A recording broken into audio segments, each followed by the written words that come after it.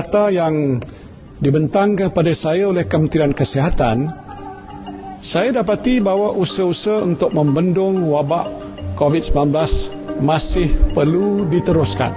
Itulah ucapan yang dibahas oleh Perdana Menteri kita, iaitu YB Tan Sri Datuk Haji Muhyiddin bin Haji Muhammad Yassin.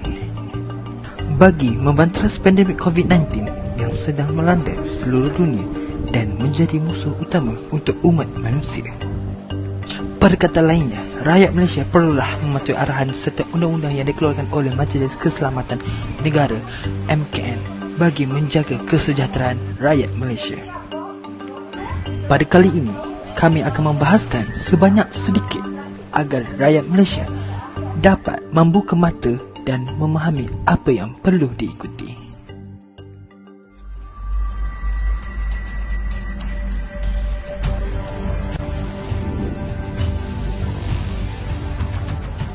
The virus. They're working hard. Looks like by April it miraculously goes away. I hope that's true. Penularan wabak COVID-19 telah memberi banyak kesan kepada negara-negara di dunia. Antara kesannya adalah kemerosotan ekonomi. Ekonomi global mengalami kemelesetan yang buruk pada tahun 2020 apabila KDNK menguncup sebanyak 3.5%, manakala pada tahun 2019 sebanyak 2.8%. Dengan landasan pemulihan yang tidak sekata dan beransur-ansur dalam persekitaran tidak menentu yang semakin meningkat, perkembangan berhubung dengan pandemik COVID-19 dan tindak balas dasar yang belum pernah diambil sebelum ini untuk mengurangkan kejutan ekonomi yang berlaku telah membentuk trajektori pertumbuhan global. Saya tidak sebutkan di sini bahawa negara kita rugi sekitar 2.4 bilion setiap hari sepanjang tempoh PKP. Jumlah kerugian setakat ini dianggarkan sekitar 63 bilion ringgit. Dan jika PKP berterusan untuk tempoh sebulan lagi, negara kita akan kerugian 35 bilion ringgit lagi, menjadikan jumlah keseluruhan kerugian kita 98 bilion ringgit, hampir 100 bilion ringgit. Pada masa yang sama, ramai juga yang agak bimbang jika PKP ini ditamatkan. Apa akan jadi pada usaha kita untuk menangani COVID-19? COVID-19 memberi impak kepada ekonomi rakyat pada masa kini melalui 3 saluran, iaitu penurunan permintaan ekspor, penurunan permintaan domestik dan kesan pelaksanaan Perintah Kawalan Pergerakan PKP. Kerajaan percaya ketiga-tiga saluran ini memberi impak berbeza kepada rakyat bergantung pada kumpulan pendapatan mereka, bandar atau luar bandar dan sektor pekerjaan formal atau informal.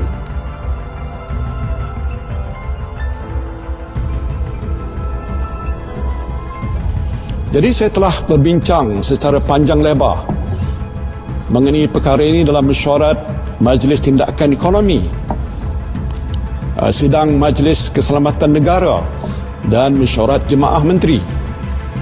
Kita mesti cari jalan untuk mengimbangi keperluan untuk memulihkan ekonomi negara dan kepentingan membendung wabak COVID-19.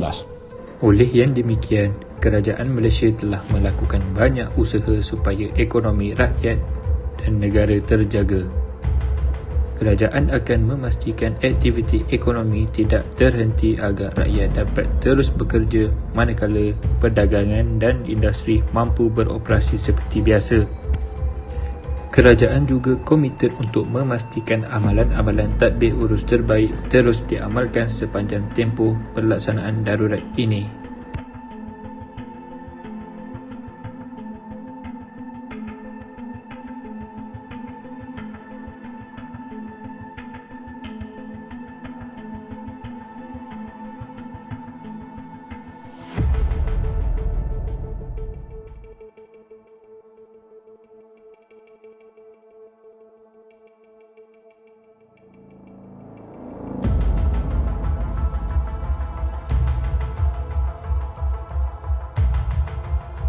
Bagi memastikan rakyat dapat meneruskan hidup semasa penularan wabak ini, rakyat perlu membuat jatuhan sebaiknya supaya tidak membelanjakan wang secara berlebihan.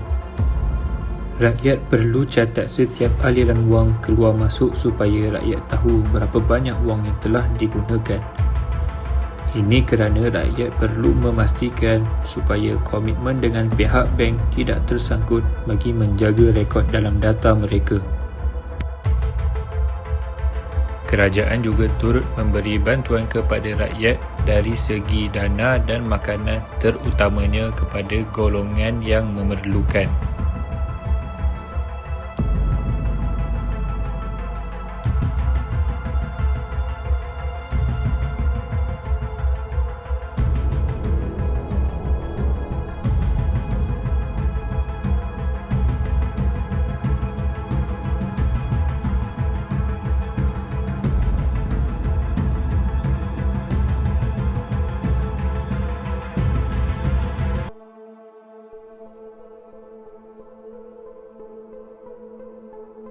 Walau bagaimanapun, usaha kerajaan itu masih lagi tidak mencukupi. Kerajaan juga perlulah menjadikan negara yang telah bebas COVID-19 sebagai contoh dalam mengekang penularan wabak. Antara negara-negara tersebut adalah seperti Australia, Brunei dan China.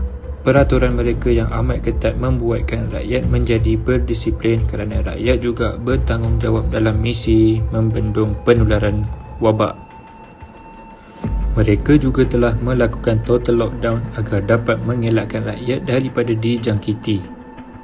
Ianya berhasil dan saat ini mereka sudah bebas COVID-19 dan ekonomi juga kembali meningkat. Rakyat juga memainkan peranan yang besar dalam hal ini. Jadi rakyat haruslah memberi kerjasama dengan kerajaan.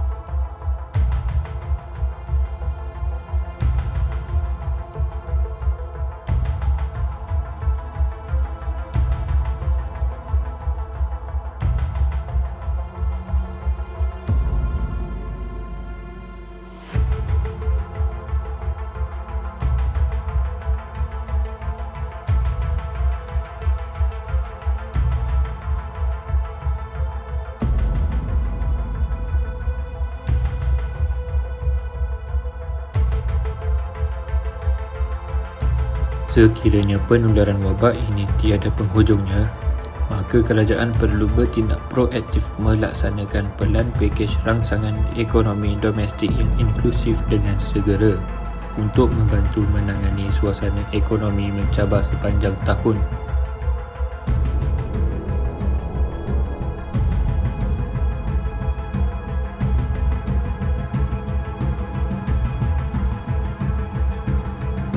Kerajaan juga perlu tegas dan bijak dalam mengatur strategi bagi menangani wabak COVID-19 ini.